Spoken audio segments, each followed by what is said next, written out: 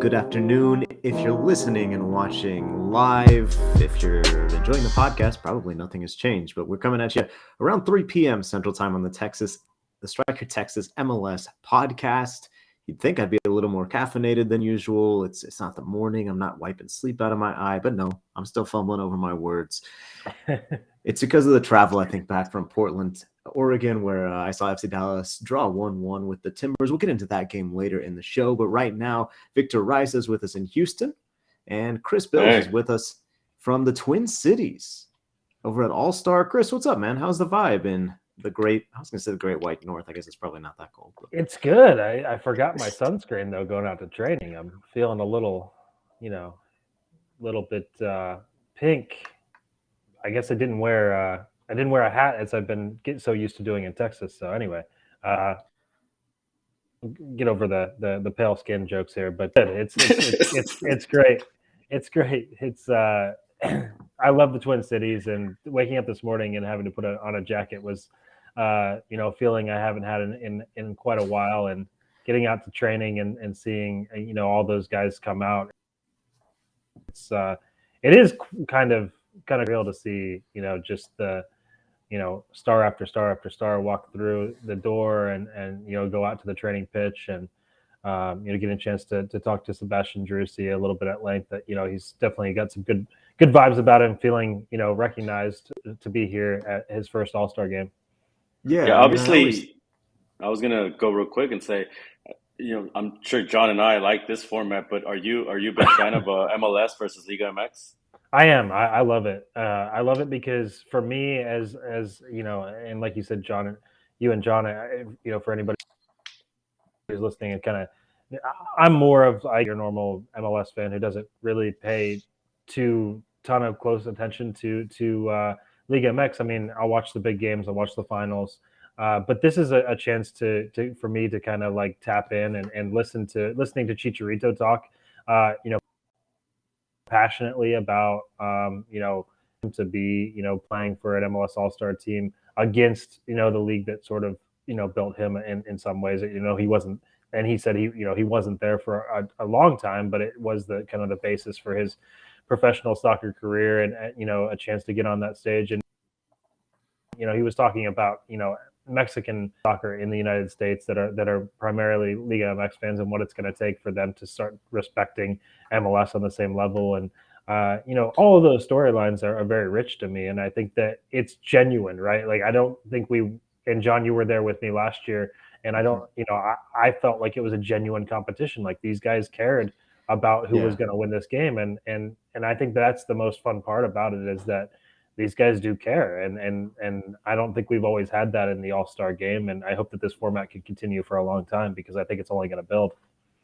MLS, of course, the reigning champion. Yes. So, I mean, that adds a bit of flavor, maybe. I do think the Liga MX side maybe has a little bit of that motivation based off of that. Chris, I got a newsletter you can check out that'll keep you updated in English on Liga MX. I'll pass it to you after the show.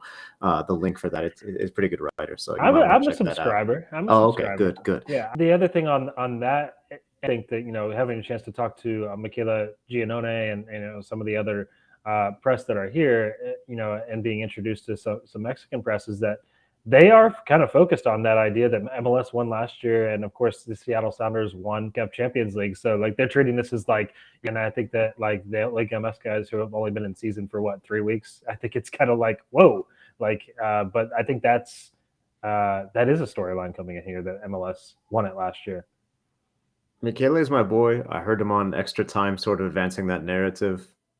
Push back a little bit. I think at Liga MX, this team does want to win, but what are they going to do if they lose? Fire the coach? I mean, I think it'll be fun, but it's like he is putting forward this like, hey, there's so much pressure coming from Mexico, and I think like, yeah, maybe I think maybe more so in that Leagues Cup showcase, where like America fans and Chivas fans are like, how could this happen? We should be dominating these teams. I think those feelings definitely go there. You mentioned getting a chance, Chris, to talk to Sebastian Driussi. I think probably the most in demand Texas-based MLS All-Star this week, although, I'm sure Jesus Ferreira and Paul Ariel are getting lots of interview requests. We're going to have stories of our own up on the striker this week. I think on all three players, I've got the Dallas guys covered for some chats we were able to have last week, which I think people will really enjoy.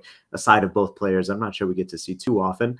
But tell me more about what Driussi is saying. This experience, I think, is something that the American guys, while Ariel is really excited to be at his first All-Star game, while Ferreira is honored and feeling happy, excited to practice and goof around a little bit in the skills competition.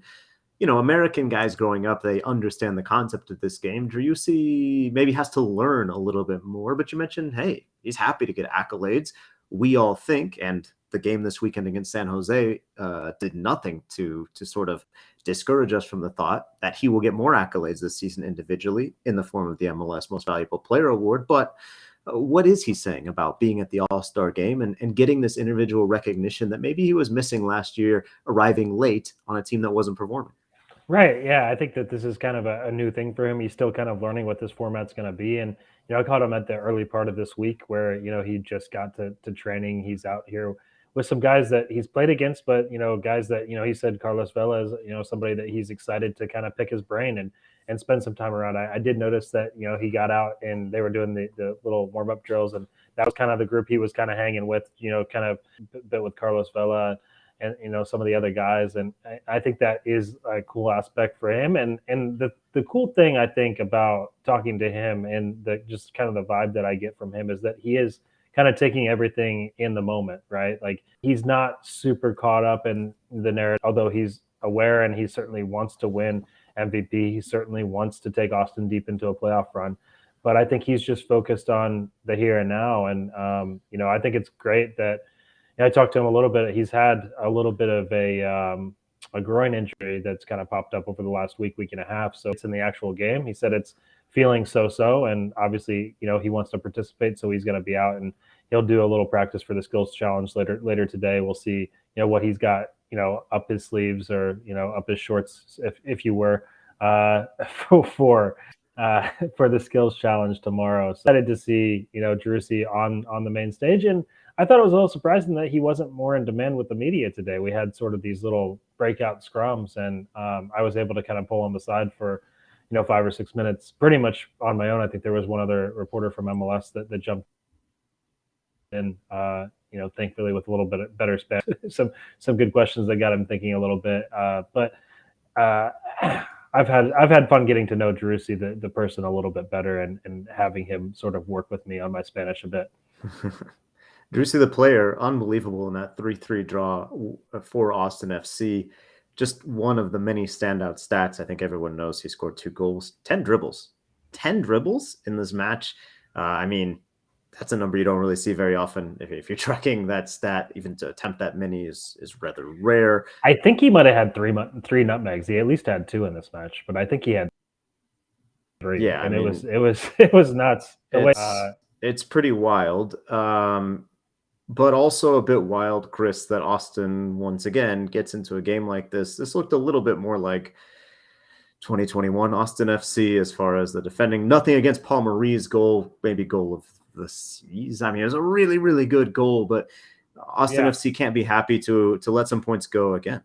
Yeah, and the first goal is kind of fluky, and I think that's the theme, and that's the thing that I think maybe leaves Josh Wolf kind of shaking his head out of this. Is that you see, Julio Cascadia put Austin FC up in the 6th minute off a corner kick, and Austin was just on the front foot, looked like they were just going to run over San Jose, and then a fluky chance comes across the box.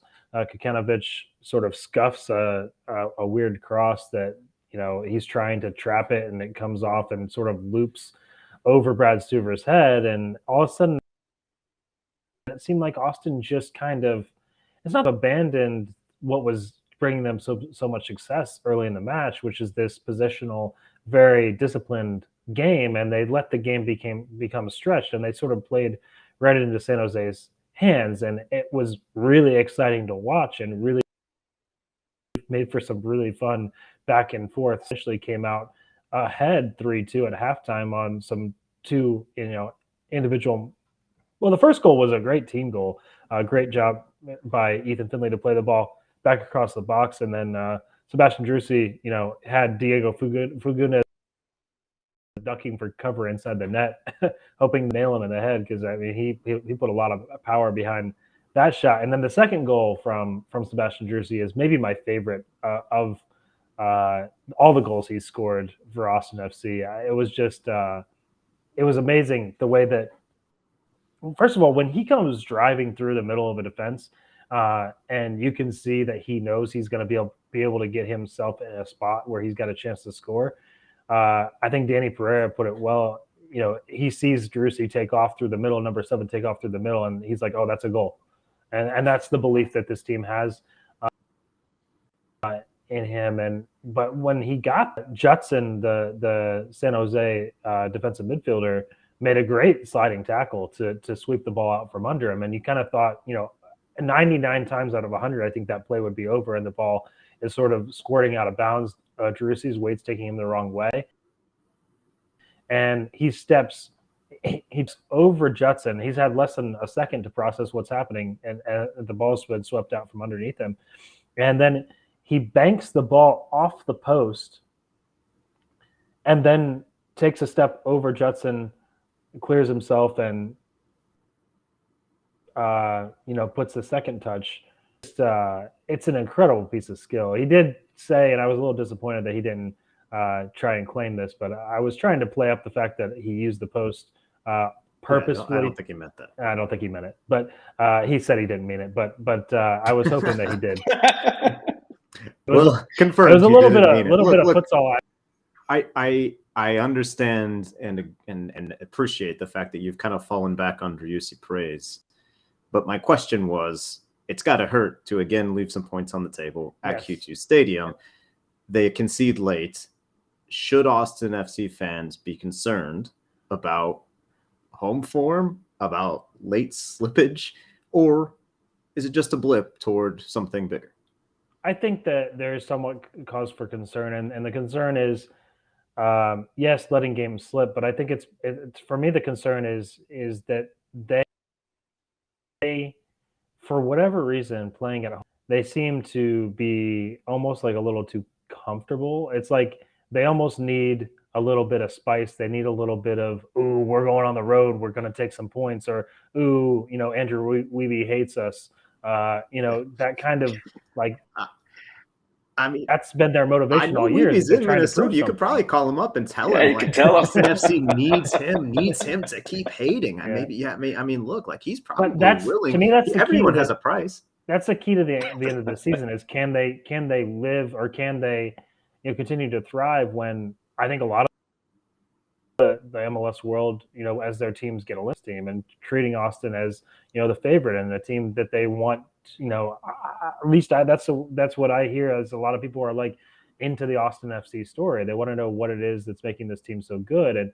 And Austin, meanwhile, is like, everybody hates us, everybody doubts us. And you can only play that card for, that combined with the fact that they're getting sort of taken out of the game plan when things go wrong. I think they look for those fights, they look for those moments, and they're good at it. And Sebastian Driussi can make some magic, but I think if they can just stick to the plan, I think that's going to be their best course of action, especially control games, and not let these games get back and forth and out of hand. There was a lot of talk also after this one about the subs, and I'm just not too caught up in that either, that being the problem. It was more of the first 74 minutes of not being able to get that fourth goal to get over the top than it was not putting Washington Caruso in over Ronnie. That sentiment, a lot of those things kind of coming in, questioning Josh Wolf, and rightfully so after a match in which his team gets equalized. But there's a lot more beneath the surface than just personnel decisions, I think. I agree. I would say before we move on from Austin, I think there's still a team that has to be reckoned with. Their turnaround has been incredible, and I actually think Josh Wolf deserves not just a little, but a lot of benefit of the doubt for what he's done with the team this year. That said, the last 2 times at home, you've got a draw against a team that's suffering in the Western Conference and a team that's suffering in the Eastern Conference. That one was a loss. The last 2 road trips are Sporting Kansas City, one of the worst team in the Western Conference, and an FC Dallas team that was in a bit of a skid. The road trip before that was Atlanta United. So I think while it's great that Austin is doing as well as they are, and I don't want to take any shine off that necessarily, and I don't think this week is reason for panic, I do think they're still in this area where, for me, as a playoff team, it's still prove it, because it looks like they're headed toward a home playoff spot. That's an accomplishment in itself.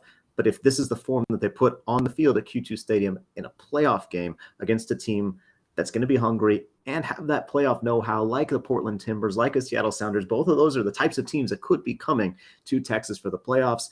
It could get ugly. Let's hope for Austin fans' sake. That's all they need, John.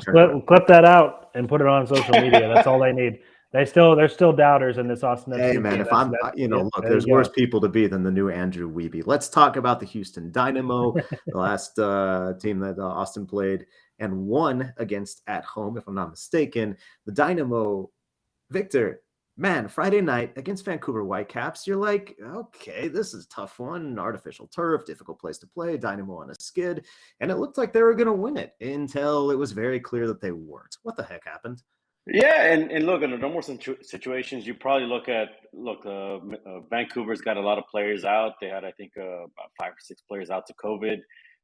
Chicago recently went there and got a result. Minnesota recently went there and got a result. Vancouver was on a 5-game winless streak, but of course, Houston's coming off a 6-0 loss to Philadelphia. How were they going to respond? Initially, they did respond well. They were aggressive in the attack. They were trying to get forward. I think the lineup as well, getting Quintero there from the start in that midfield with Herrera and Darwin Seren, gave it a good bit of balance. And then they get the opening goal right in the 6th minute. Maybe not as planned. Sam Junko, which was one of the changes, by the way, a guy that's kind of been waiting on the bench. Adam Lundqvist had a personal reason for be out. I think it was I think his wife might have had a baby or something like that. So that, perfect reason for Sam Junko. Be honest, that's better than what I thought it was going to be, which was that he wasn't vaccinated to get into Canada. So, okay, I'm glad you clarified. No, but look, the team benefited. Junko came in with a bit of a spark. Again, I think ultimately, I think Pico got the credit for that. Probably should have been Junko's goal, but Houston were in it. The thing here now is, again, trying to learn how to win again, right? Get that second goal. We've seen some chances. Pico denied there a little bit. This one here, there was one, in the 60th minute, Thoro Farson, where it probably should have gone in. Not enough force. Cody Cropper, the former Dynamo goalkeeper, by the way, didn't get to play a minute in Houston, but a little bit of chip on his shoulder probably stops this one right on the line. Houston just did not get that second goal. Yes, they dominated in possession. I think part of that was, obviously Vancouver was trying to allow them to have the ball, hang in there in the second half. Lucas Cavallini came off the bench. They had a few younger legs come off the bench, and then you see here, Paulo Nagamura criticized for some of his substitutions, maybe going a little bit too defensive, putting too many people, on the defensive side of the ball. And then you see the confusion, right? The way the 2 right backs sort of get dragged on both of these goals that they allowed in the last couple of minutes in the 88th, and then coming later in the 92nd. Getting stretched defensively. No communication, or just lack of communication, lack of a leader in defense, and even after that first one, what do you think? Geez, but they could still get out of here with a point, right? Great. I mean, it's great. Yeah, you kind of at least try to get back in it, try to put yourself slowly back into playoff positioning. 92nd minute corner. Again, lack of just lack of communication there. Right backs get dragged. Cavallini with a shot. You could say Steve Clark should have still probably defended it, but losing teams find a way to lose, and well, good for Vancouver. They break a drought, 3 points, and they're kind of back in the playoff race. They were right there, 11 and 12, both of them. And Houston just can't buy a win. Is this you take some positive, saying like, okay, this was a tough spot on the road. They led most of a little better at the back, and you're probably looking at 3 points or at least 1 point, or is this a nail in the coffin type game? Because when you look at the standings for the Western Conference, there's kind of 3 tiers, I think. There's LAFC and Austin that are just on this next level tier. There's everyone else fighting for a playoff spot, and then to me, there's the Quakes and there's SKC as like teams you say they need something real to the year to make a run. Houston's only 1 point ahead of that, and the last few games haven't been good. Where do you qualify where the Dynamo are at this season after this result? I think under normal circumstances, yeah, you said the nail's already in the coffin, right? I mean, it's you know, they had a tough loss against Philly, which they were expected to lose, but not by that margin. In this game, you know, you didn't expect the win. You were hoping maybe at least you get away with a point. Houston had never won in Vancouver, but the way they start, the way they were in it until 87 minutes, it should have been 3 points. They should have seen this game out. I think in that sense, it's a bit more of a gut punch than the 6-0 loss to Philly. To answer your question, though, I think what the positive is that the rest of the conference, or at least the teams around them, aren't as good either, right? I mean, they're finding ways to stumble as well, and that's really what keeps Houston alive in this playoff race and keeps them still about 7 points out. So obviously, the home games are still a must-win, which they've struggled at home. I mean, it's not an easy task, and taking some results away on the road, I think, positively, you can probably say. Albeit against, you got to question the opposition, but on the road, they've been able to at least get some kind of performances that give them some confidence. Sure, if they were able to fix these mistakes, absolutely, they can probably get back into it, but there's little signs of that. 3 straight losses now for the Dynamo, only 1 victory in the last 8. If they're going to make the playoffs, they need to make a move and make it now. Victor will have a look forward to the game against Montreal this weekend. Then they head to Colorado, head to Minnesota, and then, they're back at home, but it's against LAFC. It's a kind of a do-or-die stretch here for the Houston Dynamo. FC Dallas, as we move to North Texas, had a tough week. This week, they started with a defeat against the Seattle Sounders in a game that I think was kind of a rotation game. I don't think any coach loves the term schedule loss, but to me, it was kind of a forgivable one, a lot of rotation and a tough place to play. And then they went to Portland and put in a very good game. Sebastian Lletget makes his debut after FCD traded for him during the week. And FCD was the better team in the first half and the much better team, I would say, in the second half. Paul Arriola had chances in both the first 45, hit one off the post in about the 22nd minute, if I'm not mistaken, and had a few breakaways in the second as well. And FC Dallas overall created plenty of chances, opportunities for Jesus Ferreira, opportunities for Alan Velasco, who I thought had a big bounce-back game after a not impressive performance against the Sounders. A difficult game, and a game that I thought he could really take control in. You saw Arriola, as I mentioned, miss some chances. He was pretty frustrated with himself after the match, but everyone was in sort of a celebratory mood. Why? Because it looked like all this hard work, all the being the better team, all these scoring chances that went wanting were going to come to nothing because Portland wins a penalty. Matt Hedges handball after looking at the video monitor, the referee spots. That led to a Portland Timbers penalty kick. It's saved by Martin Paz, the FC Dallas goalkeeper, but then the rebound is there for Portland to sweep into the empty net, which they do. And then in the 100th minute, I believe it's the latest goal in FC Dallas history. I think I saw that stat bouncing around. I'll do my research. Own goal comes through. Matt Hedges kind of threw his hip into one of the Charas, I believe.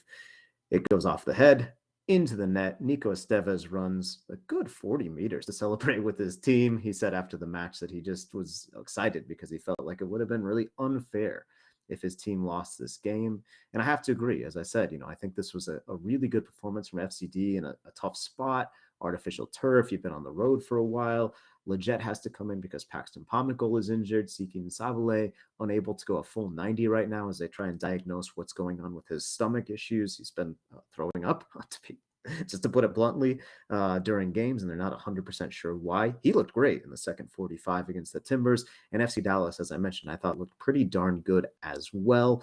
They take something from this Pacific Northwest trip, which I think is important and totally fine if you then follow it up with what you should win, a home game against the Earthquakes. Chris Austin knows it's easier said than done to just beat the Quakes at home. But ultimately, though FC Dallas takes 1 point from this trip, we said last week on the pod, if they take 2, it'd be a success. 1, I think, is just fine. And the way they did it against Portland kind of leaves a clean taste in the mouth for FCD. Yeah, I think so. And I was really impressed watching back the highlight chances. Dallas created in Portland. They probably should have been up And they probably should have won this match, to be fair to Nico Estevez. And it does feel good to be able to salvage that point in the end, but maybe a little bit frustrating to not, get the chances earlier.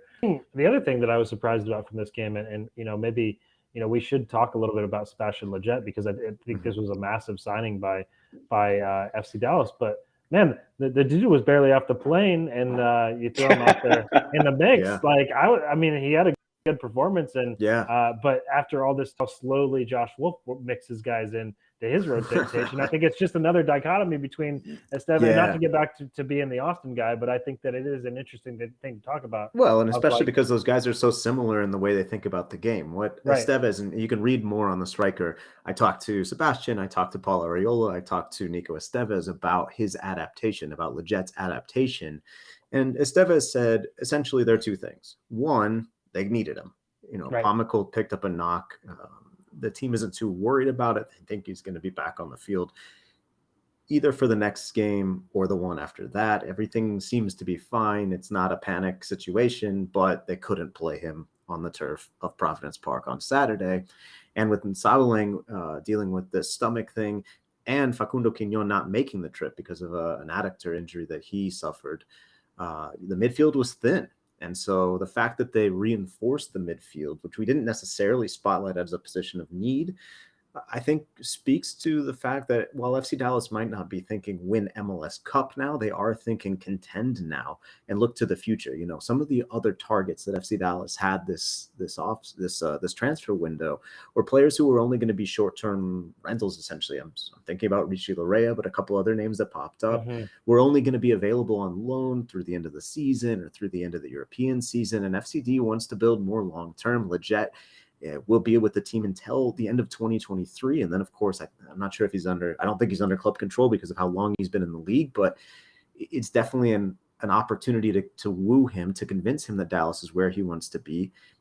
And so you have this mutually beneficial move. And, in theory, Pomykal gets healthy, Lletget gets adapted, and you're looking at a midfield of a 6, probably Quignon, plus Lletget, who is willing to do those attacking things that Pomykal can do, but hasn't necessarily shown us this year, hasn't been as aggressive as they needed in the final third.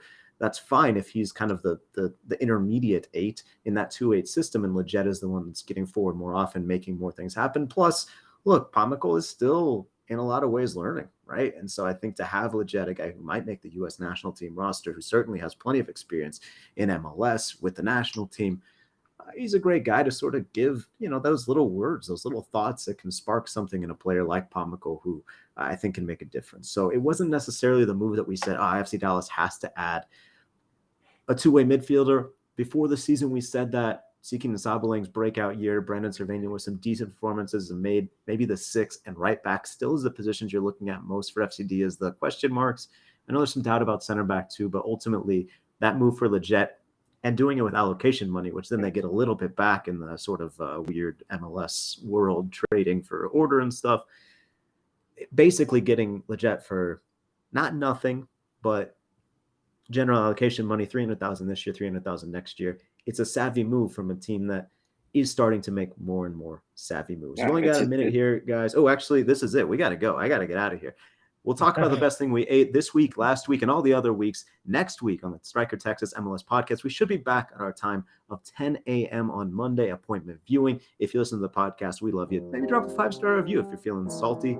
And we'll talk to you guys next week on the Striker Texas MLS podcast.